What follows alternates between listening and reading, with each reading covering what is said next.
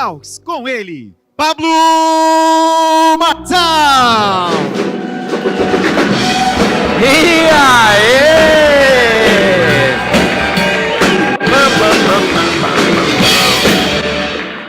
Aí foi rápido. E aí, gente, tudo bem com vocês? Hoje é mais um dia de Marçal Talks. É aquele momento onde você pega os amigos, coloca no sofá, põe uma pressãozinha em um e outro. E hoje eu vou trazer um cara que talvez, matematicamente, ele é 100% improvável. Eu adoro entrevistar os improváveis. Adoro entrevistar improváveis. São pessoas que matematicamente não tinham chance de explodir. Isso me anima por quê? Porque isso é um testemunho vivo e faz com que você que vive arrumando desculpa, pare tudo e fala, poxa, mano, se esse cara conseguiu, eu sou obrigado a conseguir. Então vai entrar aqui agora no Marçal Talks o Rafa. Vem cá, Rafa. O Rafa Marcos. Ê, bichão, tá bonitão. Nós, Rafa. Nós. Vou deixar você parar a banda na hora que você quiser. Vamos ver. Você tá aprendendo a tocar teclado? Vai, deixa eu ver. Usa a mão igual o Jô, vai. Aí. Foi, eu acho que eles pararam antes. Foi, né? Foi. Nem precisou de mim. Ah, meu amigo tá ali também, ela me ajudou. E aí, como é que você tá? E aí, bom demais, né? Quem é o Rafa? Rapaz, o Rafa é um cara que... Ouvi você falando ali sobre improvável, né? E sou muito improvável. Vim de uma família extremamente pobre, onde a gente perdeu 2 irmãos que morreram de fome. Fome, Desnutrido. E quase eu perco a 3ª irmã minha. Que o médico desenganou, jogou a toalha e deu a notícia para minha mãe que ela tinha falecido. E ela ressurgiu sem explicação. E aí ela começou a respirar, voltou a respiração. E aí o médico já pegou, os médicos, né, pegaram, atenderam ela. E hoje ela ficou com uma sequela muito grande na cabeça, também por desnutrição, né? Então, mas por quê? Alimenta, a gente não tinha o que comer. Pô. Aonde minha você mãe, morava? lá em Muriaé. Minha mãe, quando casou com Aonde? meu pai, Muriaé. Em Minas? Minas, perto de Leopoldina. Quando a minha mãe casou com meu pai, eles foram morar numa fazenda, num lugar onde o vizinho mais próximo era muitos quilômetros. E meu pai saía para a doideira dele, ficava 3, 4 dias fora, e ela ficava lá sem nada para poder comer. E ela, se não conseguisse pescar, né, conseguir pegar um peixe, e aí ela ficava ali. Aí nasceu os 2 irmãos meus, e aí depois nasceu mais um, que é o que faleceu, e depois o outro que também faleceu. De fome. De fome, desnutrido. Que isso? Comprovado mesmo. 2. E eu perdi um também que meu pai matou na barriga da minha mãe, com 9 meses já para nascer. Uma discussão, ele veio e deu um chute na barriga dela, e aí perdeu a criança. E perdi um outro também, que era irmão só por parte de pai. Um dia chegou uma mulher lá em casa, falando que estava grávida dele. Ele foi e pegou a mulher de porrada no quintal assim da minha casa, na frente assim da minha casa. E aí essa mulher caiu e também perdeu esse neném. Nesse dia ela chamou a polícia, veio um monte de polícia lá em casa, escondeu num pé de manga que tinha lá no quintal, ficou escondido lá, a polícia rodou, não achou, foi embora e ficou por isso mesmo. Então teve uma situação terrível. E aí depois a gente mudou para Juiz de Fora, eu tinha acho que uns 5 anos de idade, e a gente mudou para um barraquinho emprestado, barraco de telha mesmo, telha não, de aquele tambor de 200 litros, ela é aberta no meio, né, vira uma chapa, e foi construído daquilo. Um calor quando estava quente. Igual a galera lá em Angola, na África, naquele assentamento lá no Camisul, tipo de lata. Isso aí, tipo aquilo ali. Era terrível. Eu lembro que toda vez que começava a chover, eu e meus irmãos, quando não estavam em casa, corria para casa para poder segurar aquelas paredes lá de latão, com medo daquilo cair em cima de nós. E nessa época meu pai tinha um Fusquinha, embora, né, a gente vivia numa pobreza, ele sustentava uma vida boa, que ele ganhava dinheiro, só que não colocava nada dentro de casa. Você está brincando? Cadê seu pai hoje? Ele era pedreiro. Ele está hoje morando em chácara, numa cidade próxima lá. Inclusive, agora, final de semana, minha irmã casou, e aí eu fui no casamento, né? E foi muito legal, porque eu fiquei, assim, passou um filme na minha cabeça. Um cara que eu planejava matar ele quando eu tinha até os 10 anos de idade, que eu tenho que matar esse cara. Você sabe por que eu tô rindo? Pra gente ter paz. Hã? Você não sabe por que eu tô rindo. De quê? Porque a gente tava no camarim agora, um outro sócio nosso falando assim, eu queria matar meu pai também. Porque o pai era o Croix. Você imagina o impacto social que um homem que não presta produz numa sociedade e numa geração? Só um homem. Você imagina um homem que produz um impacto dentro de casa, batendo em filho, abandonando todo mundo, deixando o filho morrer, deixando isso, deixando aquilo. Você imagina, sai de dentro dessa casa alguém que é do mal mesmo e fala, agora eu vou virar o vilão, vou acabar com tudo. Uma casa só. Doideira. Uma vez, Rafa, eu vi um estudo americano assustador. Eles pegaram um estudo de um cara que era alcoólatra, um cara que não respeitava a mulher, um cara assim, inconsequente. E pegaram um cara que era gente boa, homem de uma mulher só, o cara ia para a igreja, compararam algumas gerações dessa pessoa. Fizeram um estudo. Não foi um estudo acompanhado, né? Foi um estudo reverso, foi buscando até chegar no cara. Cara, aquilo nunca saiu da minha cabeça. Um cara abençoado. Tem lá a conta, não lembro certo do jeito que era, mas tem assim, do cara que era abençoado. 2 governadores saíram, um senador, uns 80 empreendedores, uns 70 professores, e parece que tudo é abençoado do cara. Do lado de cá, um monte de prostituta, um monte de ladrão, um monte de coisa acontece. Ou seja, a probabilidade matemática de quando você vem de uma família ruim, você dar certo é muito baixa. Tem que ter alguma coisa que é o que eu quero descobrir. O que mudou no caminho? Meu Deus. O que mudou, pai? Eu com 26... Você sabe esse estudo? Desculpa. O estudo foi para mostrar que o cara que é um cidadão correto, ele além de não dar despesa para o Estado, ele gera lucro para o Estado. E os outros familiares deles eram as pessoas que gastavam dinheiro do Estado. Doido. Então, não investir em comportamento, em inteligência emocional, traz prejuízo para a coletividade inteira. Por quê? Porque esse povo só estava na parte ruim da sociedade. Aonde gasta recurso, aonde tem que corrigir, aonde tem que remediar. Do lado de cá, não. Do lado de cá, eram tipo as bênçãos da sociedade. Engraçado que quem é misericordioso, Deus fala que ele visita até a 1000ª geração e aqueles que o aborrecem até a 4ª.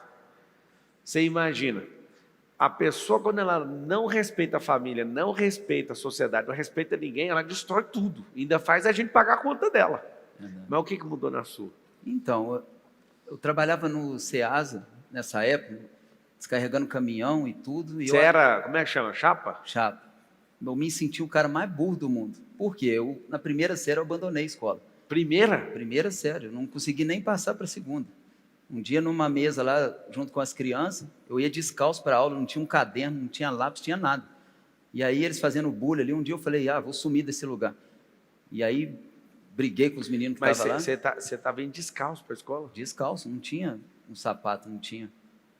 Descalço mesmo.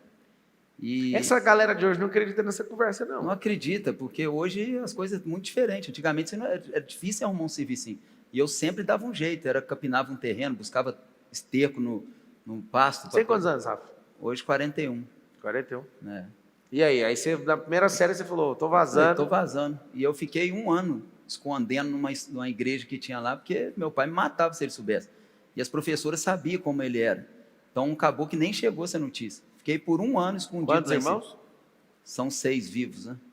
E... Por parte de pai e mãe. Depois meu pai casou e arrumou outros irmãos, outros filhos, né? E aí, o que mudou? Como é que foi o percurso? Então, Pablo, aí eu trabalhando nesse lugar, apareceu uma oportunidade de fazer um curso de empilhadeira. E aí, curso de quê? Empilhadeira. Eu entendi brigadeiro. Eu falei, você mexeu com brigadeiro? Não, mas faço também brigadeiro hoje. E aí, naquele curso, tinha uma prova teórica para fazer. E eu falei, cara, como é que eu vou? Tinha 4 pessoas para fazer esse curso. 2 tinham curso superior, os outros 2 meninos eram meninos estudados e inteligentes. Eu entrei em crise. Recebi a notícia terça e ia fazer esse curso no sábado. Aí eu falei, vou passar vergonha, eu não sei ler direito. Eu não lia mesmo, era só palavra muito simples. Mas mesmo assim fui fazer esse curso. Entre essas quatro pessoas, a minha nota foi a melhor. Aquilo ali virou uma chave na minha cabeça. Falei, então eu não sou tão burro igual eu pensava. Depois daquele dia eu comecei a estudar. Fui atrás de aprender a ler, fui contratar uma professora particular. Eu lembro que eu contratei um professor de português. Ela falou comigo assim, na sua casa tem gramática? Eu falei, gramática? Falei, pô, a mulher está dando aula de português, está querendo alguma coisa de matemática, que eu nem sabia o que era gramática. Aí eu falei, eu acho que tem. Aí cheguei lá, perguntei à minha irmã, ela foi e me trouxe essa gramática, e eu falei, que loucura. E ali eu comecei estudando, e fiz a prova da polícia, eu fiz supletivo, depois fiz a prova da polícia, e de 39 questões eu acertei 34. Tudo que eu vou fazer assim, eu dou uma dedicada boa, sabe? Quando virou essa chave, eu ficava estudando muito. Fiz 900 exercícios da PUC, fui para cima com tudo. E aí faltou 2 pontinhos para eu passar na redação, que tinha também a redação. Aí entrei com recurso, foi uma loucura toda, que no final a advogada fez o recurso errado. Ela colocou o meu pedido junto com a minha identificação. Não pode, tinha que ser 2 folhas separadas. E aí o juiz foi e anulou aquilo. E nesse dia, como é que eu excomunguei Deus? Xinguei Deus de tudo quanto é nome, falei que eu era minha esperança, né, de ter uma vida melhor. Era concurso de quê? Da polícia. Da polícia? Ia virar um policial. Era o meu sonho ali, né? Bater nos outros. Seu pai batia em todo mundo? Não, eu queria receber aquele dinheiro e ser a única pessoa que deu certo na família, sabe? Porque lá em casa ninguém tinha, era tudo, né? Pessoas que não tinham sucesso em nada. E aí deu errado, e um amigo meu me fez um convite, que era para trabalhar com colchão magnético. E aí, quando eu cheguei nesse lugar, começou esse negócio de treinamento. Lá tinha muito psicólogo, muita gente que falava muito sobre desenvolvimento pessoal. E aí eu sentei assim na última cadeira e fiquei só chorando, pá. Os treinadores contando a história deles, de onde eles vieram, né, e o que eles conseguiram. Aí eu falei, meu Deus do céu, porque eu achei que não tinha jeito, né, se não nasceu rico, ia morrer pobre o resto da vida. E eles contando a história, aquilo mexeu muito comigo. E a partir daquilo eu nunca mais parei de procurar por essas coisas. Foi até aquele Rodrigo Cardoso, né, porque ele até deu uma apagada no mercado. Você viu falar dele? Acho que ele só fez para me salvar e depois foi embora. Aí tá, no meio do caminho eu fui, te conheci. Acho que você tinha uns 15 mil seguidores ainda. Sério? Uhum. Era feio, né? Meio gordinho. Aí eu te conheci, comecei, na pandemia eu comecei a acompanhar mais, até no dia que eu parei lá nas 12 tribos, né? E aí eu fiquei apaixonado por isso, por desenvolver a minha mente. Depois li muitos livros. Cara analfabeto, eu já li muito livro. Não cheguei nos 1000 igual você não, mas eu já li bastante. E fiz esses cursos tudo aqui, de inteligência emocional, todas essas coisas. Depois eu fui ainda parar... Para ler 1000 livros, você precisa de ler pelo menos 50 por 20 anos. 50 livros por ano. 20 anos. Ai, meu Deus. E eu quando eu não era casado, eu lia 86 livros no ano. E aí eu fui namorar com a Carol, aí foi caindo. Aí eu fiquei noivo, caiu mais ainda. Aí eu casei, só que deu tempo. Mano, eu era uma máquina de comer livro. Imagino o repertório que você tem hoje, eu fico impressionado. Qualquer assunto tem, não tem como. E aí, Fábio, eu li muito, depois fui parar numa faculdade de psicologia, para mim poder aprender, entender... Psicologia que você veio fazer lá, Rafa? Não sei, eu fui lá. Aí fiz o curso. Terminou a faculdade? Terminei. Eu fiquei, na verdade, uma professora petista lá, meu menino mais velho, ele ficou internado, e aí eu fiquei acompanhando ele alguns dias, e eu conversei com as professoras, que eu precisava faltar, todas falaram tudo bem. E essa falou tudo bem, mas no final ela me deu pau. É até um trem que está parado lá, mas é só entrar com ação. Recurso. Chama aquela advogada que entrou com o recurso errado. Não, aquela lá não. Aquela lá nunca mais. Mas eu também não estou pouco importando com esse negócio assim, né? Mas eu fui lá e fiz, aprendi bastante sobre mentalidade. 5 anos a faculdade? 5 anos. Com a de uma faltinha está seu diploma. Caçou. Em uma matéria. Porque um dia eu saí com ela lá dentro da sala de aula, ela falou comigo 2 coisas. Ela falou que Deus é igual Papai Noel, que quando você é criança você precisa, depois que você cresce você não precisa daquilo mais. Eu falei, professor, eu não estou entendendo, não estou pagando o valor que estou para ouvir suas crenças, que você fala, acredita, não faz sentido nenhum aqui, você não tem que trazer isso. Acho até uma falta de ética sua. Inclusive era professor de ética mesmo, e trazendo isso. A outra foi política, ela colocando opinião política, eu debati com ela também, aí ela ficou meio zicada com isso e fez isso, né? Mas aí eu tenho todas as conversas, ela falando que não precisava trazer o atestado, e eu tenho o atestado dela que não quis receber, ela falou que tinha 2 dias, sei lá, para poder ter entregue, mas ficou assim. Então fiz isso, Pablo, e eu hoje vejo que todas essas coisas, né, que eu passei, eu tinha muita vergonha da minha história. Eu não deixava a minha esposa, que na época era minha namorada, perto da minha mãe de jeito nenhum. Por quê? Ela começava a contar que nós passou fome, que aconteceu isso, que aconteceu aquilo. Eu tinha um rote até quase 20 e poucos anos. Um dia eu fui falar, estava até na casa da boa, porque o rote voou longe. Quase caiu, peguei aquele trem no alto, pus na boca para ela não ver, porque eu sofri um acidente de bicicleta, quebrou a ponta do dente, e meu pai nunca me levou no dentista, nem nada, nem em hospital também. Meu sonho era ir no hospital, você acredita? Via meus colegas ir no hospital. Falei, um dia eu quero ir nesse hospital. Como é que é? Meu sonho era ir no hospital. Meu pai, minha mãe me levar no hospital, que nem isso a gente ia. Eu fui no hospital só essa vez que eu caí de bicicleta. Fiquei com o dente preto, ele foi, caiu, e eu já era tímido, já era todo louco. Perdi o sorriso, até consegui colocar o dente com 18 anos de idade. E aí tive um sério problema, que pouco tempo agora eu gastei mais de 100 mil reais na boca, eu estava perdendo todos os dentes por conta daquele. Meu parou de ficar produzindo osso, sabe? Então estava perdendo a parte óssea todinha da boca. Deve fazer enxerto ósseo. Abri tudinho, fiz enxerto, tirei sangue, tirou a célula que produz, né, e as que come ali os ossos. Aí fez uma loucura lá. Fiz 6 cirurgias para poder recuperar. Aí eu fui, dei uma melhoradinha, pus uma lentezinha, ficou bom. Mas fiquei muito tempo sem sorrir, sem falar. Então, assim, tinha muita vergonha, sempre botava a mão na boca. Terrível, terrível. Fui abusado quando era criança.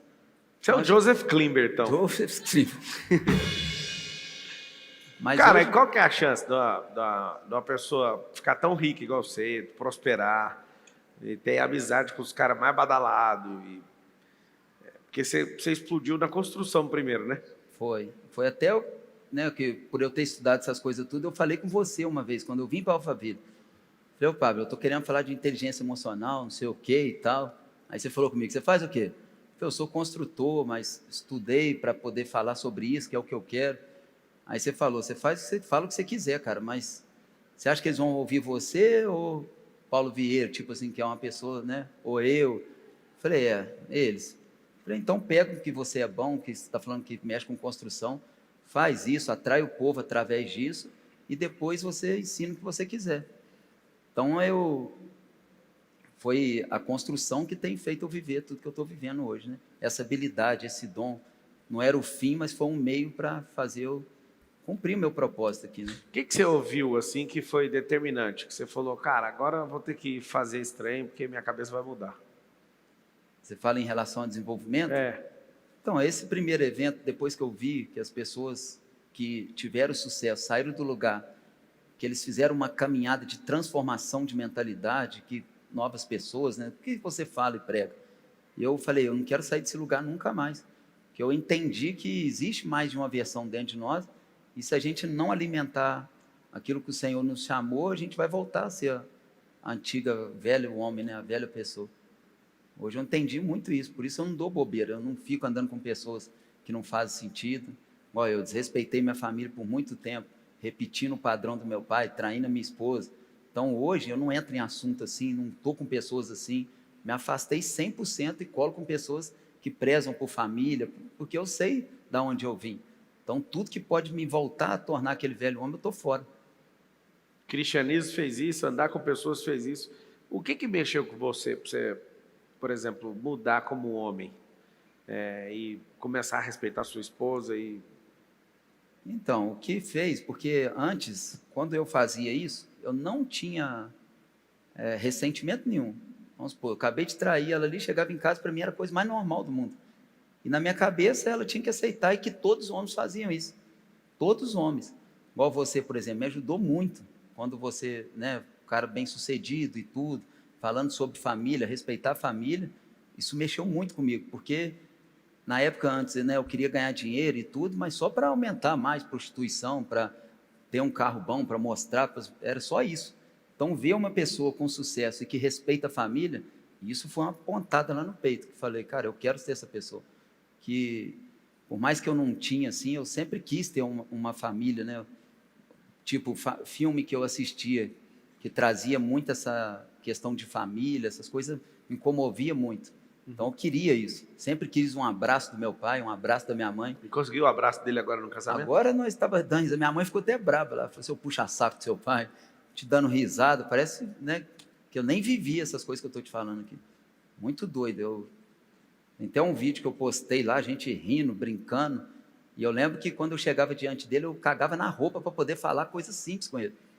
Para mim, falar qualquer coisa muito simples, eu chegava a mijar na roupa, cagar na roupa mesmo, de tanto medo que ele causava, pavor, terror assim mesmo, muito.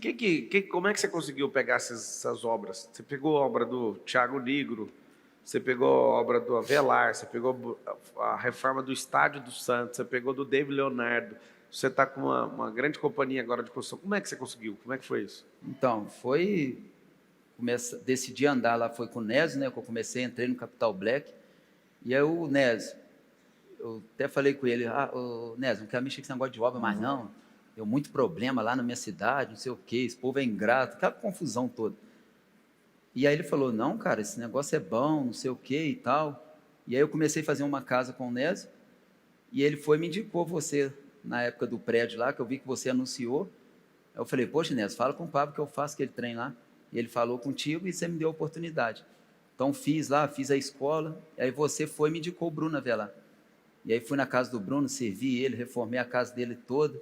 Ele me indicou o Tiago Nigro, e aí o Tiago Nigro me indicou o David Leonardo, o Bruno me indicou o Neymar também, o Neymar pai. E aí foi as coisas tomando essa proporção. Indicação, é isso? Indicação. Então, primeiro gera valor, faz um negócio com excelência, dá resultado, a pessoa indica para outra. Vai indicando, vai embora. E eu sempre tive um coração de muito servir, assim, sabe? E parece que eu percebi que esse povo todo, assim, né? Fica muita gente chegando perto para poder sugar, para poder querer as coisas.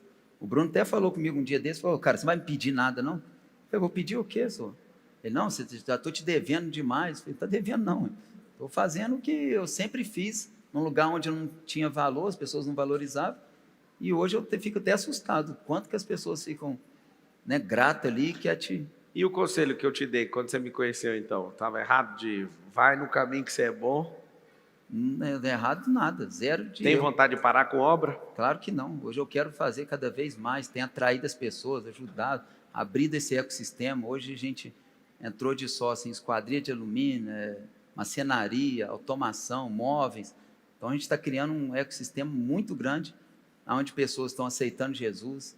Ontem mesmo no onboard, glória a Deus, o cara falou comigo: na tríade lá eu aceitei Jesus, não conhecia Deus. O que é tríade? Fala para as pessoas que estão assistindo. Tríade é um evento que nós criamos, eu, minha digníssima esposa. Pode chamar isso aqui? Pode. Vem cá, meu bem. Isabel, salva de palmas para a esposa.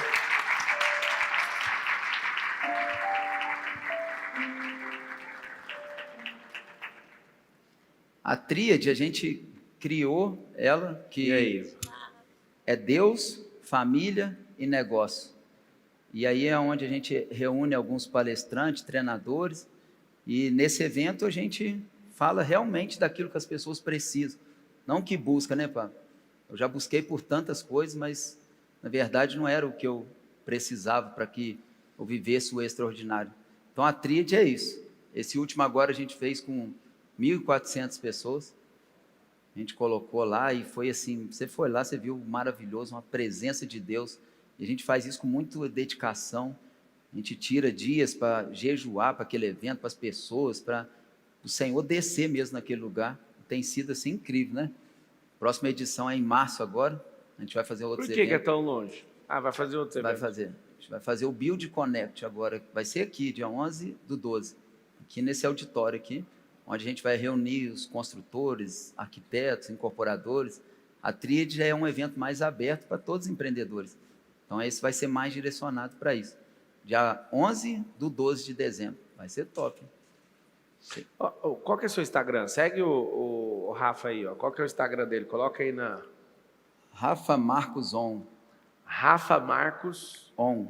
On? On. On, tipo o pai tá on? O pai tá on. E tá on. Ô Isa, como é que foi ver essa transformação do Rafa? Não, Pablo, e rapidinho, é tão doido, né, que um cara todo destruído ali na família, aí encontra com a varoa, onde perdeu o pai, que morreu de câncer, de AIDS. Olha que loucura. Perdeu o pai de AIDS. Conta um pouco. É loucura, Melhor você né? contar. Juntou 2 bombas atômicas. Ponto de explodir. O Paulo perguntou sobre essa transformação do Rafa, né? Hoje eu vejo assim, eu não quero deixar nem a gente falar, né, gente? Eu tô aqui, eu ia ficar... Antes nem falava, né? Não, nem falava. Nada. Foi muito engraçado. É muito massa ver essa transformação, porque antes ele conversava comigo, era só assim, sim, ok, aham, tá. Mas era sem olhar nos olhos. E é assim, ó, escondendo o dente, assim. Era desse jeito aqui, ó. E aí, igual por exemplo do Ruth, que ele contou. Eu namorei 2 anos, quase uns 3 anos, fingindo que eu não sabia da história. Então eu fingia que eu não sabia, não percebia que ele tinha vergonha. Então ele ficava com o movimento na mão, às vezes as pessoas zoavam, eu ficava brava, porque eu não queria que ele sentisse que eu estava percebendo que ele estava com vergonha de algo. Então eu tentava gerar o tempo inteiro um ambiente seguro para que ele fosse conseguindo se soltar, né? E aí hoje poder ver ele falando, se comunicando, né, transformando outras pessoas, é surreal. E essa coisa dele ter... Eu acho bonita a vulnerabilidade de alguém que muda. Igual o Rafa falar, assim, que era um cara que não respeitava, né, a questão do matrimônio e ele mudar. Como é que você viu isso? A parada dele, no passado, trair, e aí ele ter essa transformação dentro dele. Como é que foi isso para você? Então, a verdade, Pablo, eu confesso que quando a gente viveu essa fase do casamento, o que mais me tocava é porque eu conseguia ver o Rafa além do que ele estava me mostrando naquele momento. Então, por exemplo, naquele momento ele estava me mostrando um cara que não tinha respeito, um cara que não amava a família. O Rafa não ficava em casa. Então, assim, era pouco tempo a gente tinha juntos em casa, a gente não tinha diálogo, a gente não tinha abraço, não tinha carinho. Só que hoje eu agradeço a Deus porque eu tive a sabedoria de ver o que ninguém via. Então, o que me chamava a atenção era o coração do Rafa, porque apesar de ter esse jeitão dele, a casa era muito engraçada. O poucos segundos que ele ficava dentro de casa, de repente tinha 100 pessoas lá fora chamando ele. Então, era difícil ele ficar em casa porque ele sempre foi um cara muito querido. Então, isso me contagiava o coração dele. Às vezes o Rafa chegava em casa descalço porque tinha dado tênis para alguém no meio do caminho. E aí comprava uma roupa, ele não tinha muita roupa quando eu conheci ele tinha pouca roupa. E aí quando comprava uma roupa nova, dava tudo que tinha para os outros. Eu falava, cara, esse cara é diferente. E o Rafa sempre morou em casas muito simples mesmo. E aí me chamava a atenção porque na casa nenhum cômodo tinha piso, mas no quarto dele tinha. Nenhum cômodo tinha uma cama arrumadinha, mas a cama dele era arrumada. Ninguém da família tinha guarda-roupa, mas o Rafa tinha lá de 2 portas, 2 camisas, uma bermuda e uma botina, mas tinha. Loucura. Então essas coisas foram me chamando a atenção. Por exemplo, depois ele foi comprando um carrinho simples, mas o carro era sempre o quê? Bem cuidado. Então tudo do Rafa era com muita excelência. E aí eu ficava muito orgulhosa dele, porque ele às vezes trabalhava o dia inteiro carregando caixa. Quando eu conheci ele ainda trabalhava no mercado, né, descarregando, depois virou empilhador. E ele não se hesitava um dia de ir lá em casa. Ele não afrouxava, ele chegava lá em casa e parecia que tinha acabado de acordar. E eu falava assim, cara, esse cara descarregou o dia inteiro, chegou em casa às 11 horas, e o cara estava com energia, com aquela vontade de vencer. Às vezes ele chegava lá em casa às 10 e ele ia estudar para a polícia até a hora que dava. E na época eu ainda fazia eu ia fazendo e ele ia estudando para a polícia. Então essa garra do Rafa sempre me chamou muita atenção. Então eu sempre me senti muito segura do lado dele. Mesmo ele com toda a loucura dele, eu falava assim, cara, um dia esse cara vai E qual dar que é a certo. sensação, depois vocês ficaram muito ricos, multimilionários, qual que é a sensação de viver essa vida aí? É doido o que eu vou dizer, Pablo, mas nada mudou lá em casa, assim, no sentido de nosso coração, sabe? O que mudou é que esses dias mesmo, a gente estava conversando sobre isso, né, amor? Que é massa, não porque nós somos abençoados por tudo que Deus fez, mas porque hoje nós podemos ser sombra. Então, antes a gente era aquelas pessoas que estavam buscando fruto. A gente queria para nós, a gente queria buscar para a gente prosperar, para a gente romper, pensando nos nossos sonhos, nos nossos projetos, e tudo bem, todo mundo tem isso. Só que o que virou a chave na nossa vida foi quando a gente começou a tirar o olhar do nosso próprio umbigo, começar a olhar o quanto a gente podia transformar outras pessoas. Então, hoje, tudo que Deus tem feito, a gente sempre olha e fala assim, meu bem, olha quanto agora a gente pode somar na vida das pessoas. Olha o quanto a gente pode ajudar, quantas famílias nós ajudamos hoje, quantas pessoas nós servimos hoje. Então, isso é o que mais atrai o nosso coração hoje, não só porque a gente pode proporcionar coisas maravilhosas para o nosso filho, para nós também, mas é o quanto a gente pode fornecer para outras pessoas e ser inspiração também. Ô, Rafa, você com esse tanto de bloqueio que você tinha, como é que você é mentor hoje de um monte de empresário? Qual que é a lógica disso? Então, é muito doido, né, Pablo? Igual eu falei aqui, que eu escondia muito a minha história. E hoje eu vejo que a maioria das pessoas tem um problema que eu tive lá atrás, só que não sabe lidar com aquilo, sabe? Ver como eu olhava na época. Um olhar assim de, aquilo veio para me parar, para me derrotar. E hoje eu entendi que é muito ao contrário disso.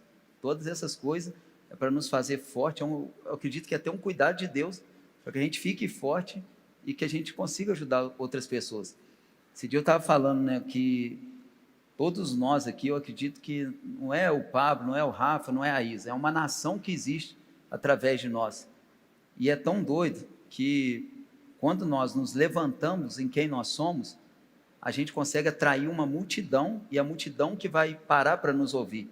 Através de quê? Da gente ser vulnerável e contar tudo aquilo que nós passamos, vivemos, todas as nossas dores, os nossos fracassos, as derrotas. Então a gente atrai esse povo quer saber como que você resolveu essas coisas. E é tão legal que hoje, né, a gente vê pessoas indo lá comprando um monte de seguidor. Então, às vezes, a pessoa está comprando um estrangeiro que não tem nada a ver, não faz parte daquela nação ali, não faz parte daquele movimento, né? E aí não dá audiência, não escuta, porque não é o povo certo ali. E o povo certo é quando nós nos tornamos vulneráveis, falamos de todas as dores, tudo que aconteceu na nossa vida, e como a gente resolveu isso para ajudar as pessoas. A vulnerabilidade, ela é um selo de autenticidade, e quem está duro quando vê alguém vulnerável, essa pessoa quebrando o coração. Verdade. Ser vulnerável é um negócio absurdo, cara. Doido. Tem gente que não entende, assim, tem medo de falar, mas você que está assistindo, você não tem que ter medo de falar. A história é sua. Você já não vive ela mais daquele jeito, talvez errado que seja, na hora que você se posiciona, você se liberta. É a última etapa da cura, é quando você é vulnerável com aquilo que você caía. E aí, para quem não entende, quando você consegue resolver isso na sua vida, acontece um milagre. Você resolve dentro de você, você vira um farol de noite, e gente que precisa de ajuda te vê e fala, cara, se é assim com você, eu quero mudar, você vai ter que ser um caminho para mim. Aí a pessoa conecta com você. Verdade. O que foi a coisa mais impressionante ali que você aprendeu com o Nésio? Conésio? Pablo, o Conésio, eu aprendi várias coisas, mas é um troço que parece que é meio do céu, sabe? Uma conexão ali mesmo no coração. Igual você, o Nésio e eu acho que a gente tem algo assim no coração mesmo, que é algo diferente, sei lá. Acho que é uma energia assim muito doida. Eu lembro direto, sabe de quê? A gente voltando da pescaria de jato. E aí sempre quando alguém está voando comigo, eu solto aquela coisinha no cérebro da pessoa, né? E eu te falei algo assim, a sua sensação, o jeito que a sua esposa ficou olhando, tipo, não, ele não está falando isso. O jeito que você mudou daquele momento para cá foi muito doido.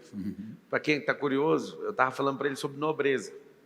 Você imagina, com um pouco da história que ele contou aqui, não tem chance dessa pessoa atingir nível de nobreza. Mas eu expliquei o que era a parada dele, o jeito de olhar, o jeito de se postar. E eu lembro da reação do seu cérebro sendo detectado. Eu acho aquilo muito massa. Na hora que aconteceu ali, aquela conversa dentro do voo, o que você estava pensando na hora que eu estava falando? Então, porque só depois que eu entendi. Pode ver que eu até rebati. Eu falei, não é possível, eu sou o cara. Mas era realmente o que parecia, né? E eu fiquei com a cabeça louca. Eu falei, não, então tem que mudar esse negócio. Depois a gente até conversou, né, meu bem? A Isa falou, não, o Pablo tem razão, é isso mesmo, que parece, não sei o quê e tal. Não, vamos falar a verdade, eu pensei assim, Senhor, obrigada, Senhor. Porque só as esposas sabem a dor de quando você fala, alguém vem e fala, a pessoa fala, não, mas olha, mudou minha vida. Eu pensei, poxa, eu estou há anos falando isso. Verdade. Isso é tão natural, a gente não ouve o cônjuge, né?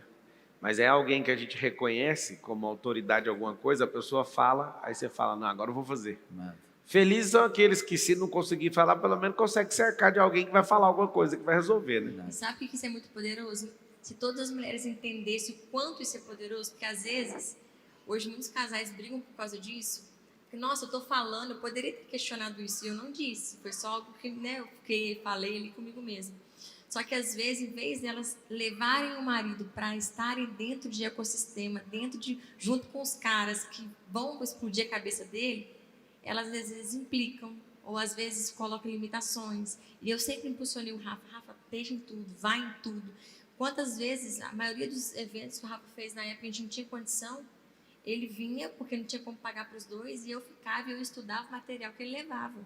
Só que ele ainda falava pouco. Então, ele queria resumir o que ele tinha vivido. Eu falava, não, meu filho, fala em detalhes, porque eu preciso viver o que você viveu. Então, eu vejo que essa transformação do Rafa tem muito também a ver com o ambiente.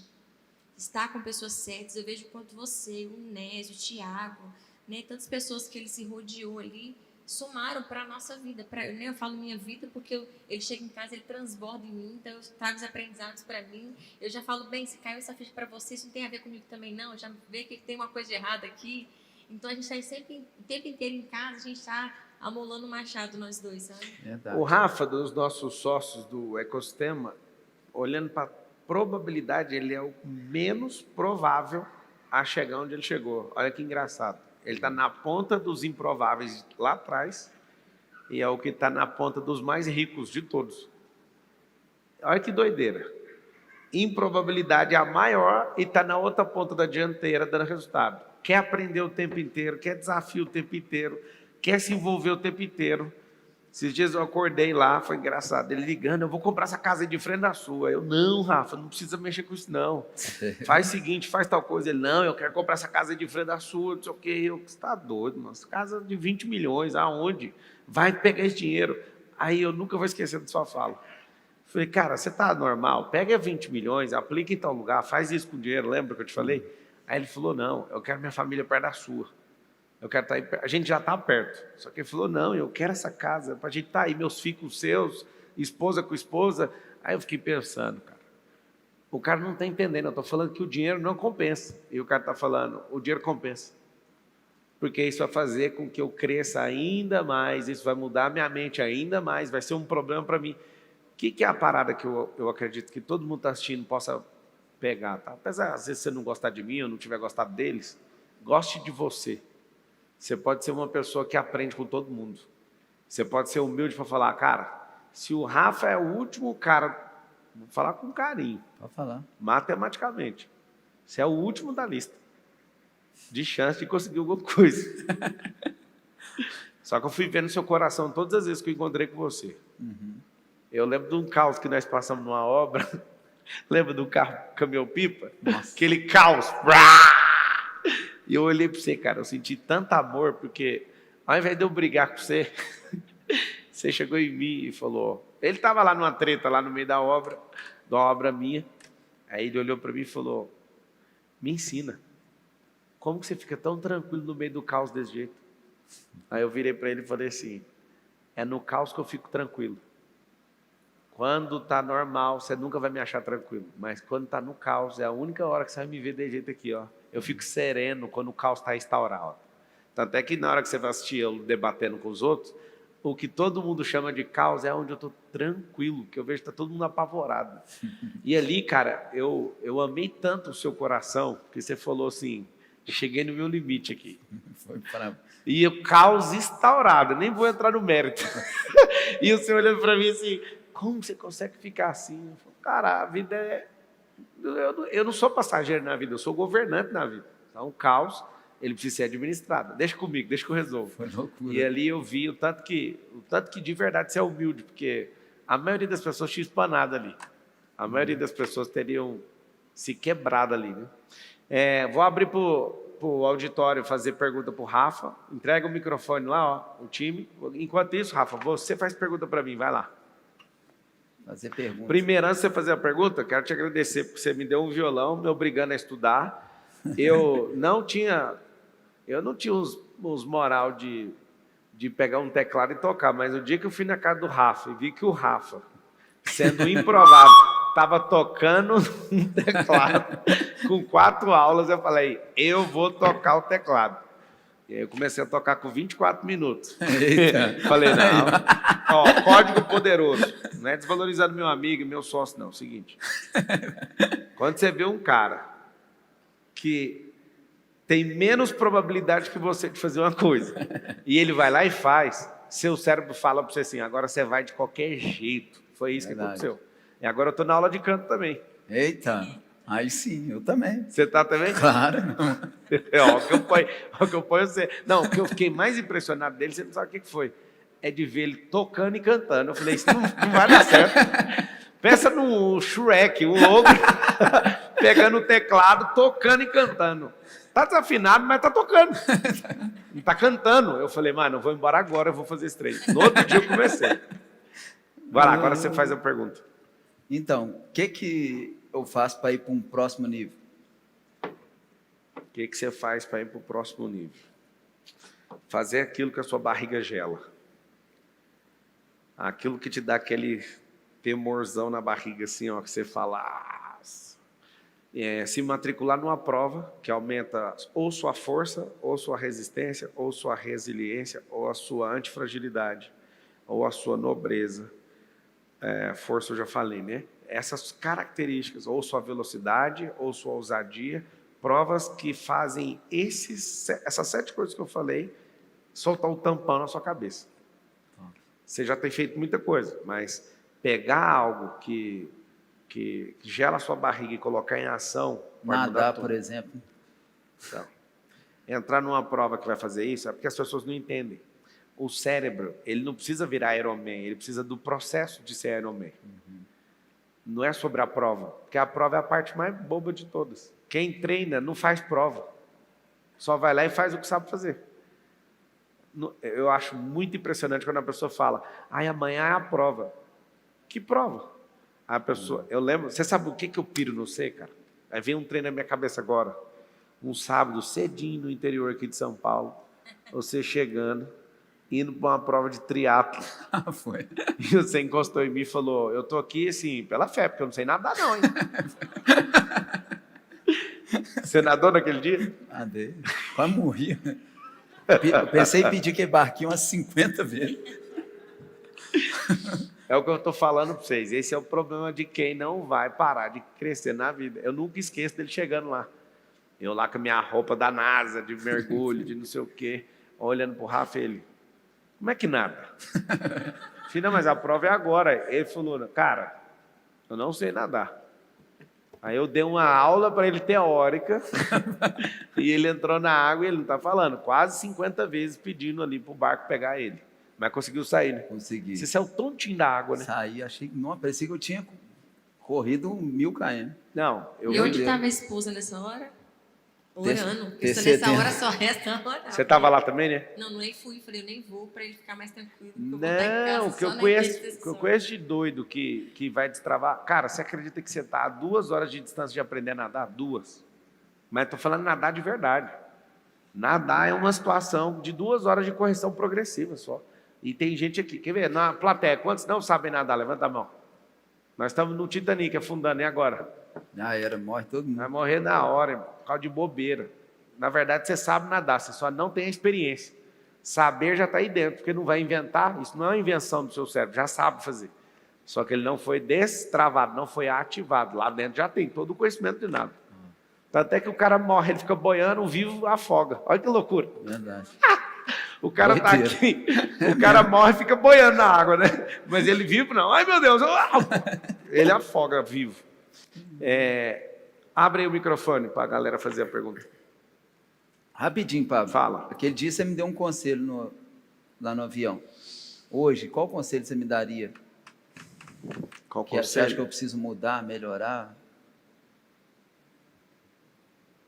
Eu vou falar só no seu ouvido.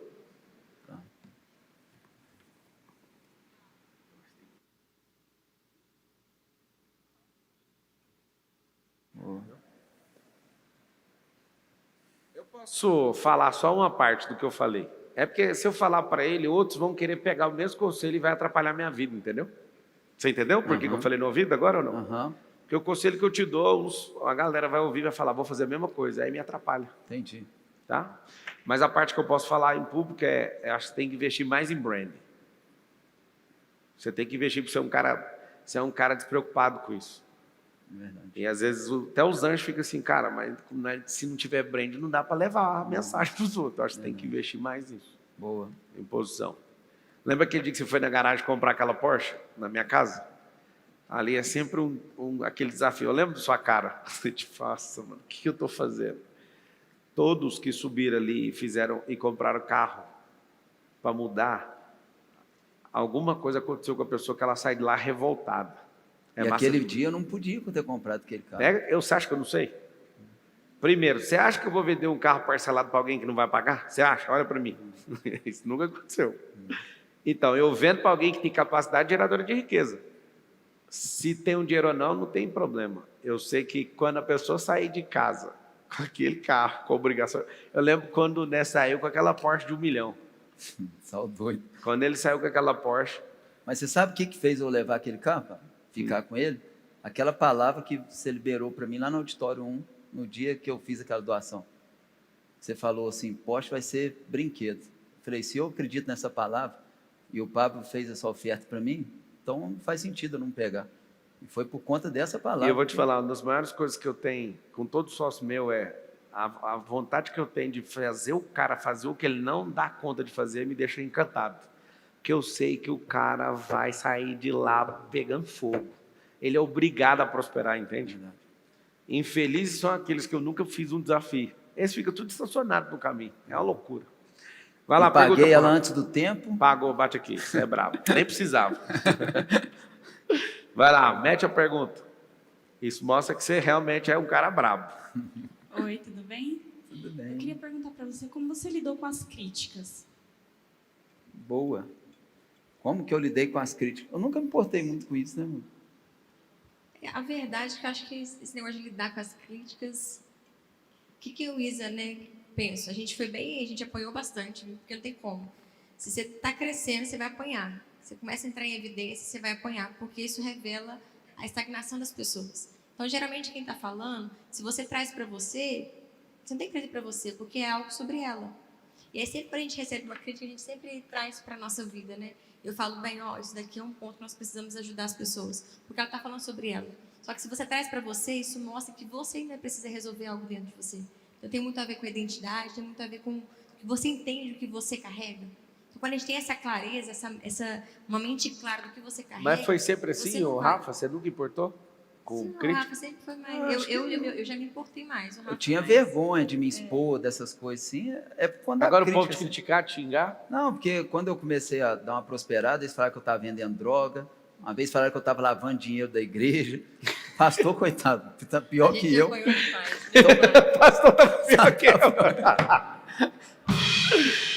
Então, cada conversa aí... A gente apoiou muito. Aí depois ainda conheci o Pablo, ainda que não está nem para nada. Eu falei, agora que não tem jeito mesmo. Então, Agora, acho que a crítica vai acontecer, não tem jeito. e depois que você amadurece também, a crítica de quem é de baixo não muda nada. E é por isso que o Pablo fala uma coisa e é verdade. Por isso que a gente tem que ser emocionalmente forte. Então, às vezes a gente quer buscar prosperar, mas você não está preparado para apanhar e está querendo prosperar. Não vai, a conta não fecha. Então, se você fala que quer prosperar, você tem que aprender a aguentar a pressão, tem que lidar com a crítica, você vai ouvir coisas que você não quer ouvir, aí sim você vai estar pronto para prosperar. E vocês têm um mestre aqui, ó. O Pablo é o... Na moral, Pablo, você é brabo para aguentar porrada, mano. Eu vi você naquele rolê lá. No rolê dos 30 lá? Aquilo lá foi só diversão. Na política, em tudo, cara. É surreal. Tá nem aí para nada, rasga. Rafa, você que é o mais improvável e está na cabeceira dos que mais tem resultado. O que você tem para falar para todo mundo que não acredita em si próprio, mas que pode começar a acreditar porque você é uma testemunha. Você, a Isa, a família de vocês é uma testemunha. O que você tem a dizer? Fala para aquela câmera lá. Então, você que está assistindo aqui, eu tenho a dizer que não existe desculpa. Eu acho que você tem que sair desse lugar de vítima e se tornar um protagonista. Porque eu passei aqui, eu falei com vocês, passei por fome, perdi irmão, fui abusado da infância para a pessoa que era para estar cuidando de mim, fui aprender a ler com 24 anos de idade, então eu tinha todas as desculpas para continuar no lugar de fracasso. Você aprendeu a ler com 24? 24 anos. Então eu tinha todas as desculpas para estar vivendo na mão do Satanás. E ele veio para matar, roubar e destruir. Então eu decidi nunca mais compartilhar com isso. Tudo aquilo que me leva para esses 3 lugares, eu estou fora, eu não aceito e faço tudo aquilo que o Senhor falar no meu coração, me chamar, por mais que eu perca tudo, não estou nem aí para nada. O que eu estou é não sair debaixo da graça do Senhor, do caminho do Senhor e ser obediente e obediente de verdade. Porque tem pessoas que acham que são obedientes quando aquilo favorece ela em algo. Agora, quando você tem que abrir mão, deixar alguma coisa, aí eu quero ver se você é obediente. Então, obedeça, entrega a sua vida para o Senhor, não abra mão disso de forma nenhuma, não se preocupe com o que as pessoas vão pensar, se preocupa com o que o Deus vivo está pensando a seu respeito. Somente isso. E não desistir. Uma salva de... Pode falar.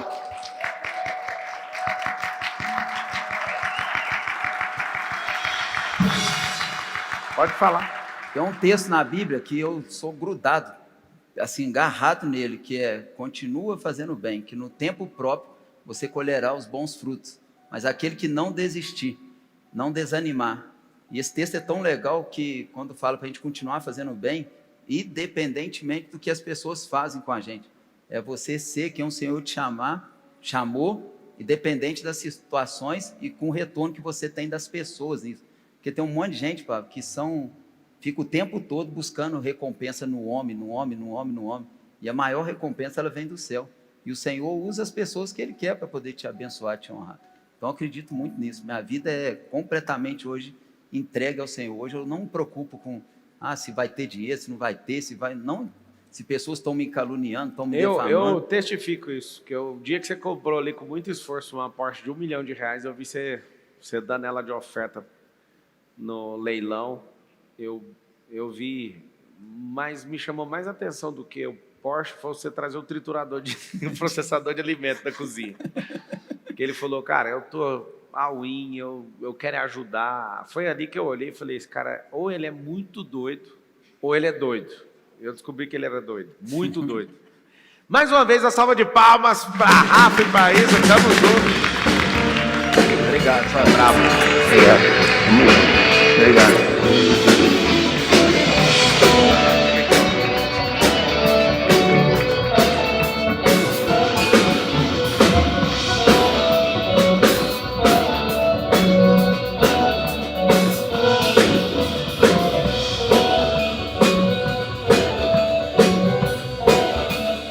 Pá, pá, pá, pá, pá, pá.